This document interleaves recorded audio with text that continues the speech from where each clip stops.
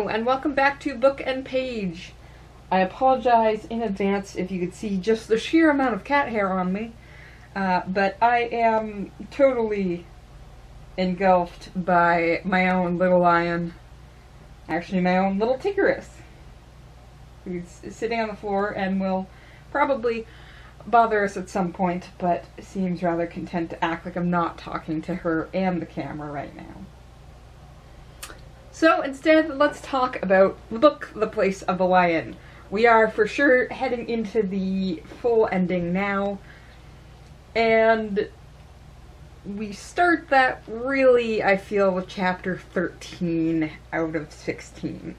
The Triumph last chapter was very interesting, but chapter 13, The Burning House, I think is interesting for its own reasons. And we switch perspective quite a bit in these chapters, and especially so in this last one, where we hear from a couple people I don't think we were expecting to hear from. We start sort of with an ambiguous start with the note that the city, the town, is just real messed up now. Not only are telephone lines falling, but so are uninhabited houses and places that we're told, I was going to say, probably best just to read it because, again, the wording here is just everything that was not largely used by man and that had not received into it as matter of will over a long period part of his more intimate life. The destruction therefore consisted within its own laws was inconsistent to uninstructed eyes. A shed where two small boys found continual pleasure in playing and working was left standing. A very much finer summer house, which no one had wanted or used, was found so broken up that it was not more than a heap of splinters.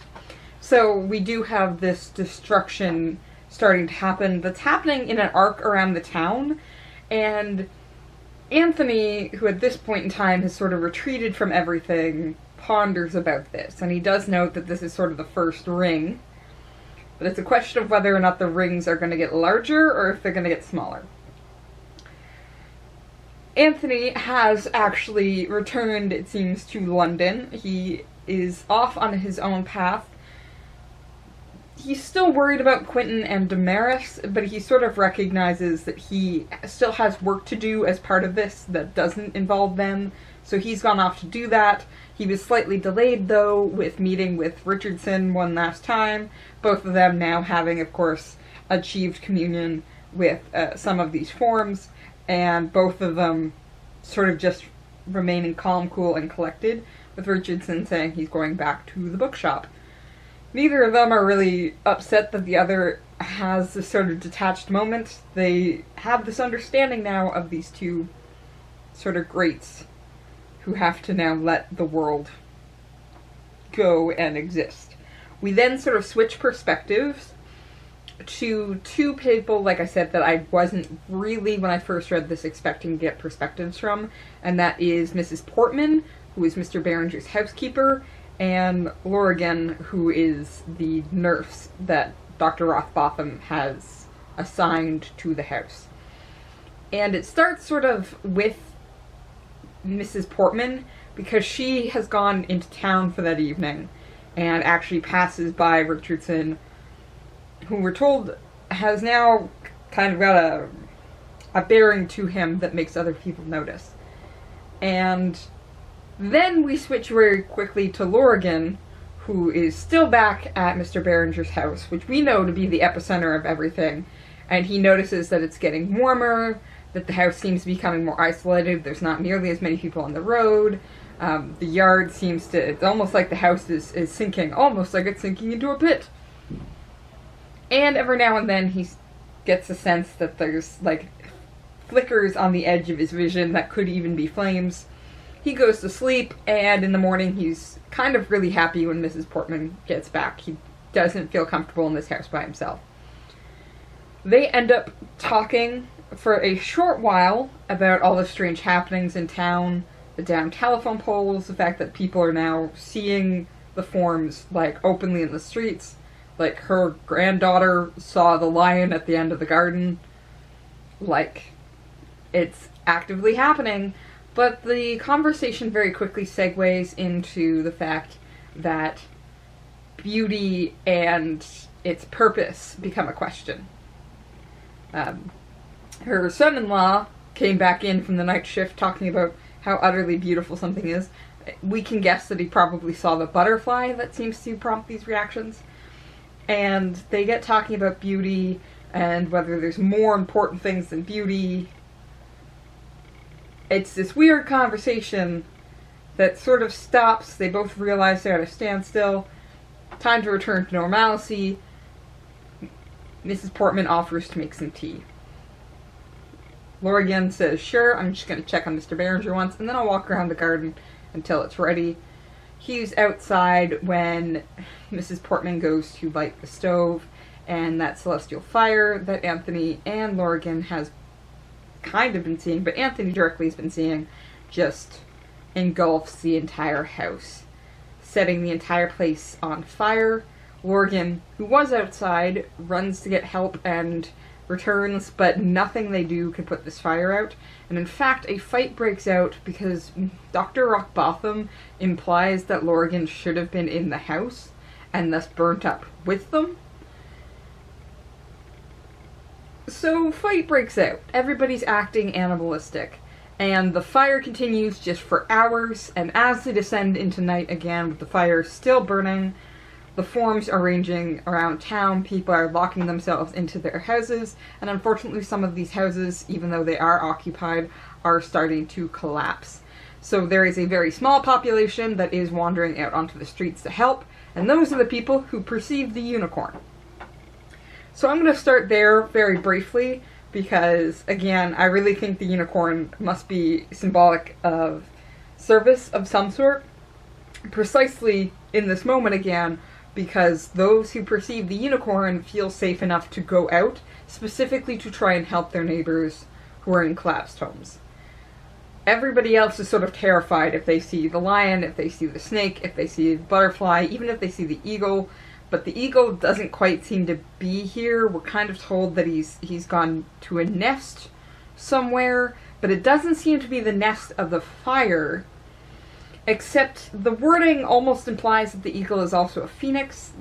Like, it's one of these really weird chapters where you're seeing something, again, I've mentioned several times, especially towards the start of this book, we're starting to see the breakdown and being able to describe these things, because we are looking at something beyond human.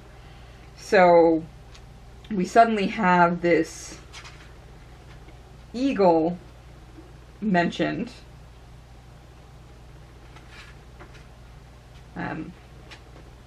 Yeah, we get really all of the many creatures. Under that distant glow, and the distant glow of the fire and moonlight. Yeah. Both of those. Under that distant glow, the passing from the moon to the dark, and from the dark to the moon, there were all night that subdued sound of mighty creatures. Skeptical eyes looked out from occasional windows and beheld them. The enormous bulk of the lion, the coiling smoothness of the serpent, even very rarely the careering figure of the unicorn. And above them went the never-resting flight of the eagle, or if indeed it rested, then it was at some moment when, soaring into its own dominion, it found a nest exalted beyond human sight in the vast mountains of the creation natural to it, where it might repose and contemplate its alien wisdom. There among the Andes and Himalayas of the soul, it sank to rest. Thence again, so swiftly it renewed its youth, it swept out, and passing upon its holy business, cast from its wings the darkness which is both mortal night and night of the mind. You see what I mean? Almost like a phoenix-like quality to the eagle. Renewed its youth, how it cast from its wings the darkness, implying then light there. Like, but possibly it's there, but it's also possibly in its own domain, which again we're using human language for, there among the Andes and Himalayas of the soul, which are great mountains. Like, we're just starting to see this breakdown in the text as absolutely everything goes mad. Which is why I say we've hit sort of the beginning of the end, as everything just starts breaking down, we suddenly have this sense that we're coming to the end point, and those who have been chosen to act must act, or everything's gonna go wrong. So ultimately, we start at a very interesting place, because we get the sense the players are now in position, and at least two of them are fairly confident they know what they're doing, which is Anthony and Richardson, who have both sort of reached, well, one, they've got the knowledge, or at least some knowledge of what's happening. They had that text that was helping explain this. So they have some understanding that this is historically happened before, that the divinity has not destroyed the world utterly. It seems in a lot of ways to renew things, because if we do look back to Moses and Aaron's staff turning into a snake, then we seem to be having a change in history that is occurring here. That will lead to the exodus out of Egypt. What's going to occur here is the next question, but we are having the players step up. So Anthony is now in London, because that's where he feels he needs to be. Damaris is out wandering the fields looking for Quentin, which is where she needs to be. Richardson has returned to the bookshop, which is where he needs to be, and suddenly the world in this moment, even as the players are coming together, is not for humanity. It is for very specific people.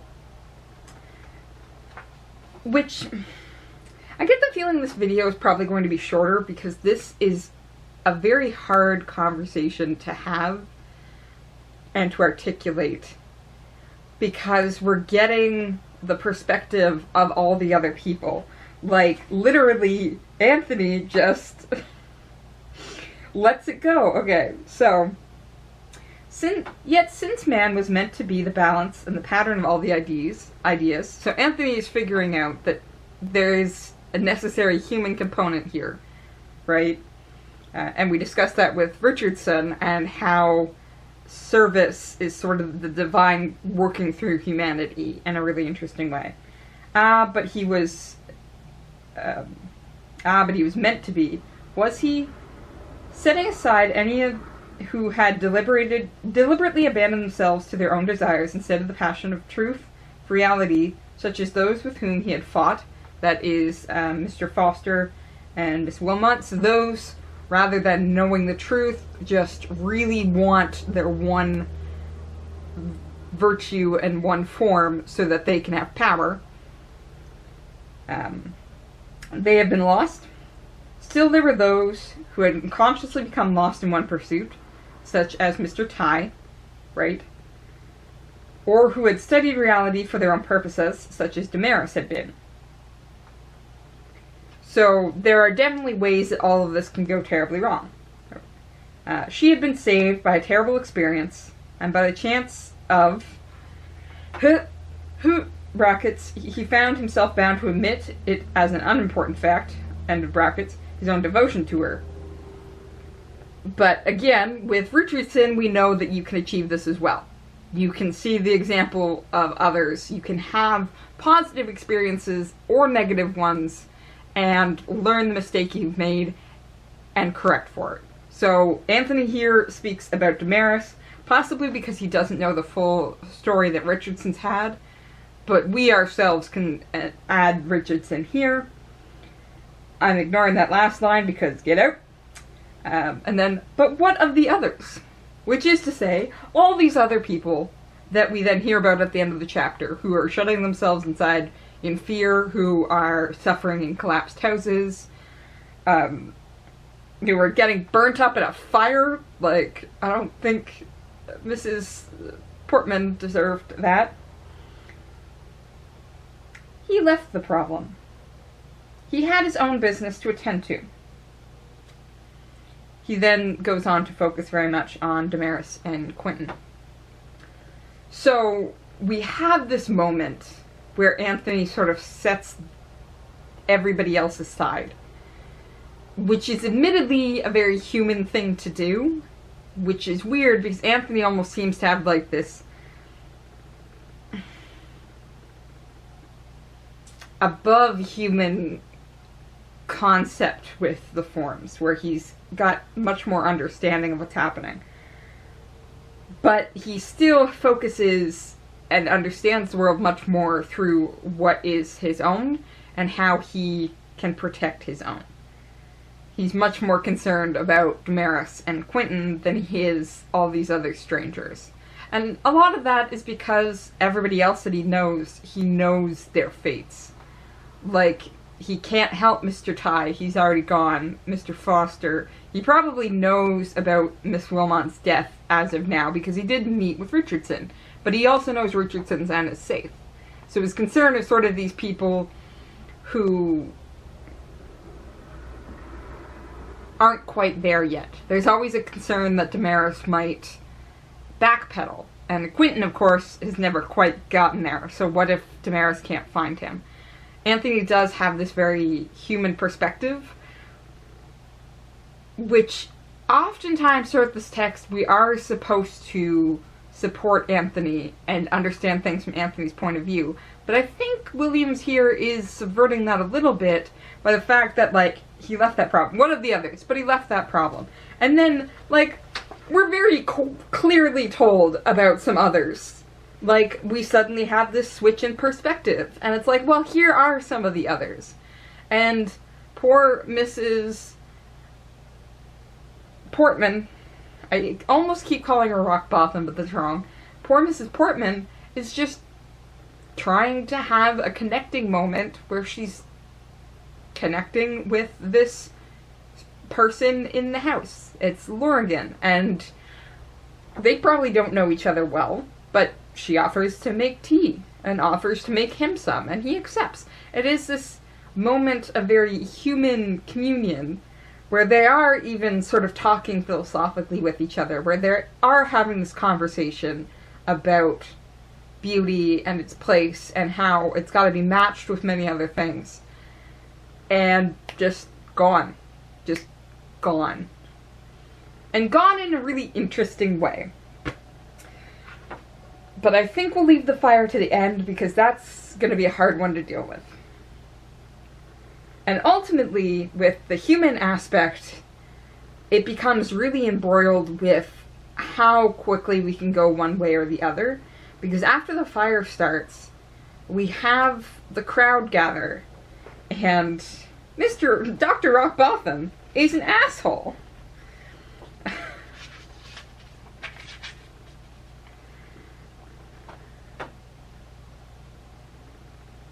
It was some time later that Lorgan came racing into town, and a short time later still the fire brigade and Dr. Rockbotham and a number of other people were assembled round the house. So fierce was the heat that they were all kept at a good distance, and the efforts that were made to approach the house closely all failed. The hoses were turned on, streams of water were dashed against the fire. By this time it had been burning for the best part of an hour, and if anything it seemed more violent than before. "You shouldn't have left him, Lorgan," Dr. Rockbotham exclaimed, quite unjustly, in the excitement of the moment. "No," said Lorgan, also excited. "I suppose I ought to have sat by him and burned up, too. I suppose you pay me for that, don't you? I suppose—" The doctor looked at him sharply. "Now steady, steady," he said. "Of course, you couldn't tell me. I didn't intend to blame you. I only meant that—" He stopped, aware that he had in fact meant to blame the nurse, and then resumed. "There, I apologize if I hurt you." But Lorgan's usual equanimity words had vanished. "Coming to me and telling me I ought to have stopped there," he said. "What do you mean, hey? What do you mean?" He caught the doctor's arm and shook it fiercely. "Leave go at once," Rockbotham exclaimed, shaking out of his usual benignity. "How dare you touch me? Leave go!" In the general surging of the crowd in the road, a new little vortex formed around the two of them. "Now then, Jack," a voice said, "don't you be silly." "Ah," said another voice, "it's all very fine blaming a man for not letting himself be burnt. There's too many to treat us that way." The doctor looked round. It was a mixed crowd, and part of it wasn't very nice. Loafers and bullies from Smetham had been attracted by the blaze. And then a fight starts. In less than 5 minutes after Rockbotham's first remark, nothing less than a free fight was going on. People were grunting and snarling at each other all around him. They were behaving, he thought, disgustingly like animals. But though the crowd, a couple of constables intervened and the row quieted down, but though the crowd turned its attention again to the fire, the panting and grunting remained, as if indeed some animal rather than human nature was then dominating its members. So we have this moment where we see the perspective from these other people, and we see how quickly they're falling into the grasp of bestial acts. Bestial, of course, being here, we have to, due to the text itself, connect to the forms that are appearing in the form of animals. Most likely, of course, the lion, who we've seen become very aggressive, and likely the serpent as well. We've seen that as a negative one. Possibly others. We've been told there are definitely more animals that are involved, but those two seem to be some of the more aggressive ones. There is, of course, also the pterodactyl, or the vulture, as I kind of wish it was, that could be involved here as well. But basically this crowd has become connected to the forms in a lot of ways, because they have gone to the epicenter of all of this. Mr. Behringer's house has always been the center where everything's coming from, and now the fire has started, and the fire has sort of called everybody there. And the fact that while it's a mixed crowd, who's called out are the loafers and bullies, makes the fire very interesting. Because if we are to look at this from the Christian perspective, the big fire that people are more likely to pull, especially when we've talked about Moses and the staff of Aaron and Aaron's snake, is the burning bush, which was a bush on fire that couldn't be put out by human means, through which God communicated with Moses and instructed him on what to do. So, is this fire, because for a moment we almost seem to get an idea that the fire makes the shape of a tree, but now a pillar, now a nest of fire, it soared, it sank, it spread outwards, and curved back inwards. Basically like this. But it could also be a bush. It could be a much lower bush on the ground. So, in a lot of ways, a nest is going to be closer to that shape than necessarily a tree. We could have here the burning bush, which is to say that spark of, and now everything begins. This is the full turning point of everything happening. Could the fire have been lit sooner than this point if somebody had lit a flame in the house? Perhaps. We definitely know the fire was already in the house prior to this point. Anthony saw it, but something about this moment has brought it into existence. Seems to be the coming together of the physical flame with the celestial, spiritual, divine flame that has set this up. So, is the fire a form of any sort, or is it a sign of the forms, becomes a question. If it is a form, what is it a form of? It could be that the fire is meant to be the form of communication. The burning bush was definitely the communication between Moses and God, which makes you then wonder why we don't have somebody like Anthony or Richardson or even Damaris here with the flame. But it brings up an interesting later story that's part of the Moses account, and one a lot of people also probably know, which is the Ten Commandments. However, the fuller story is actually a little more frightening. God attempts to speak with all of the people who have exited from Egypt, but everyone's absolutely terrified by this communication. So Moses himself climbs the mountain to commune with God and will ultimately come down with the Ten Commandments. But he's up there for quite a while, and everybody's kind of jumpy and spooked, so ultimately they ask Aaron, who is Moses' spokesperson in all of this, to provide them a god that they can worship. Aaron collects all the gold that they have, melts it down, and forms a golden calf for them to worship.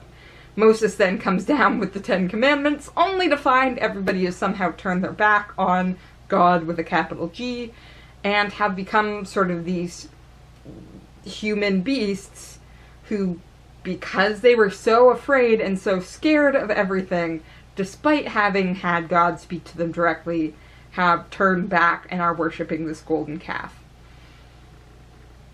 It gets worse, because the outcome of this event is Moses actually dropping the commandments and thus breaking them, but that's because the commandments were meant to be a pact between humans and God.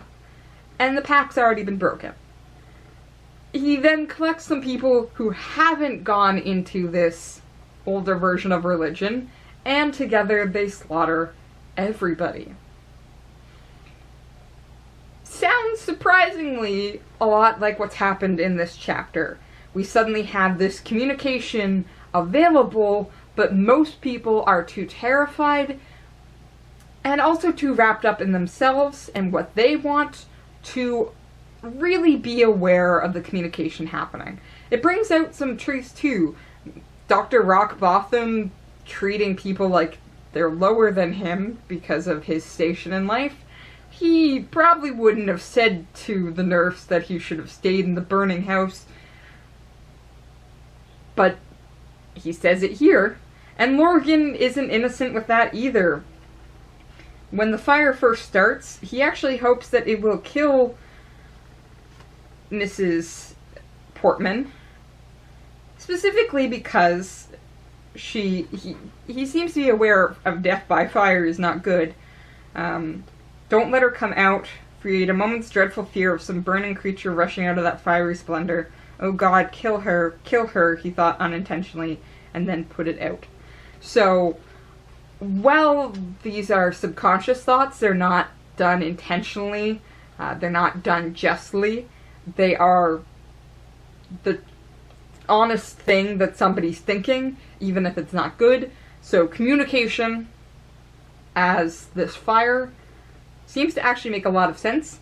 Communication to the wrong people, thus resulting in fighting, and releasing a night of terror that we need the right people to come in and calm things down, or we're not getting any place. Again, we're given a sense, though, that there is hope, because among all this terror and fighting and fear are people who see the unicorn and feel comfortable and safe enough that they go out and try to help their neighbors. So, can I guarantee that the fire is meant to be the burning bush? Especially since it seems to sort of squash parts of these stories together. I'm never going to say fully that that's exactly what Charles Williams intended, but I think it's a fairly interesting image to consider in the first place. Okay, so we're on to the hunting of Quentin in the next one. We're going to join Damaris as she tries to find Quentin and figure out a way back. We are into the last few chapters, so I'm going to keep reading, and I hope you do too. See you next time.